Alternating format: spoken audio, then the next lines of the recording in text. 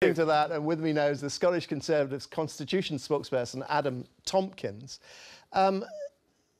Is David Mundell's position tenable in your view?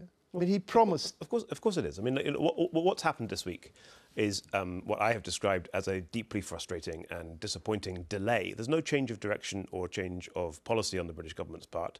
It's the British government's commitment to amend the relevant provisions of the European Union Withdrawal Bill.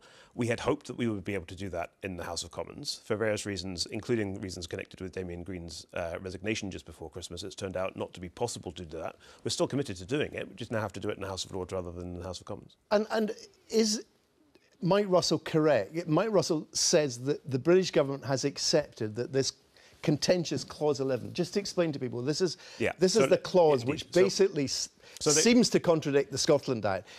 Mike Russell says that the British government has accepted it needs to be amended to restore, if you like, the spirit of the original Scotland Act. Is that your understanding? Yeah. So I mean, just to be absolutely clear about what we're talking about, there are 111 or so powers which are currently exercised at EU level, which fall within the devolved competence of the Scottish Parliament.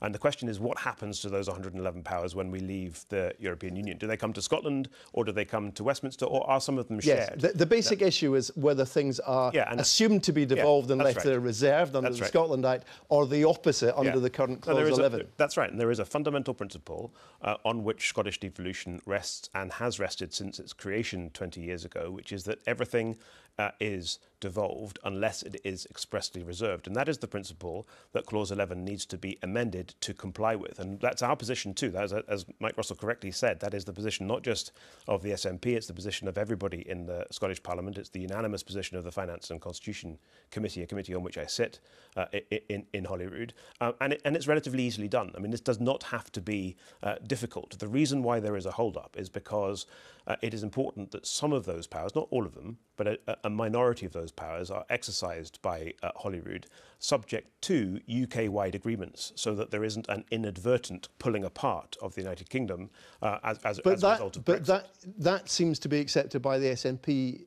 Indeed, as well. No, absolutely. For example, on farming, they don't seem to accept. That's right. I have always said that a deal can be struck on this issue, and there's two reasons for that. One, because both governments want consent, right? So both the United Kingdom government and the Scottish government want to be in a position whereby Holyrood can give its consent to this legislation so that we can have a smooth and not a disordered Brexit.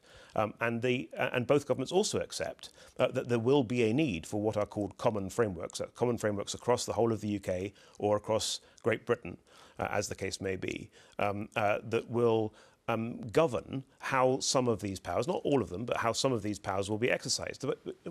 That's an in-principle agreement, and that's very much to be welcome. But the reason for the delay is because there is quite a lot of very detailed work going on about, well, what happens in the event of a breach of one of those common frameworks. So let's say that there's a common framework on agricultural subsidy. And let's say that Scottish ministers just to preempt what you're going to say, your argument is the Supreme Court could have a rule in that. Well, there's a discussion going on between the governments about what the appropriate mechanism would be for reviewing such disagreements and resolving such disagreements. And I'm not going to preempt what the conclusion of that discussion is, but that's the kind of level of detail that we're talking about. And as I say, we had hoped that we would resolve all of these issues in December, and it's what, in your view, do that. But we are still committed to resolving them. Let's say the Scottish Parliament refuses to pass a legislative consent motion. What, in your view, are the implications of that? Well, I don't think that's going to happen, and I very much hope that that isn't going to happen, because I do think, for all of the reasons that I've sought to explain, that we can resolve this issue without coming to that. So we're talking about hypotheticals. If it comes to that, then, as the Minister correctly said, the House of Lords will have to decide whether it wants to press ahead with this bill or not. And, you know, the legislative consent is not a legal requirement for this legislation to be enacted by Westminster, but it probably is a political requirement. And the political price of enacting legislation without consent might be quite significant indeed. But I don't think it's going to come to that. Meaning what? I don't think it's going to come to that. Well, if this legislation falls, then it's going to be very difficult to deliver Brexit at all. So, I mean, the stakes are really quite high. But as I say, Gordon, I really don't think it's going to happen. No, I know. We'll accept it's hypothetical. You don't think it's going to happen, but I don't understand what you're saying. Why would it be difficult to deliver Brexit at all? Well, because we need a European Union Withdrawal Bill to make sense of the statute book after Brexit Day, after Exit Day, and if that legislation isn't passed, then there won't be any legislation to make sense of the statute book. No, but we're not. Let's say the legislation is passed, but without a consent motion in Scotland. Oh well, then there'll be a political argument, a very significant political argument between the Scottish government and the United Kingdom government. But I mean, But look, I don't want to put words in their mouths, but I can imagine some of Conservative MPs, say from the Shires in England, saying, look, this is not a legal requirement. The SNP, we know what they're all about. It doesn't matter. They can just refuse to do this and it won't make it the slightest bit of difference. What would you say to them? I would say, one, that's irrelevant because it's not going to be about Conservative MPs from the Shires or anywhere else. This is going to be dealt with now in the House of Lords, not in the House of Commons. But look, we are getting several steps ahead of ourselves here. I mean, there is absolutely no reason to think that any of these things are going to happen because both governments are committed to a negotiated solution to this issue. I think that there's a relatively easy solution to find. Both governments are committed to the idea that there will need to be some common frameworks governing the use of these repatriated powers after we've left the European Union.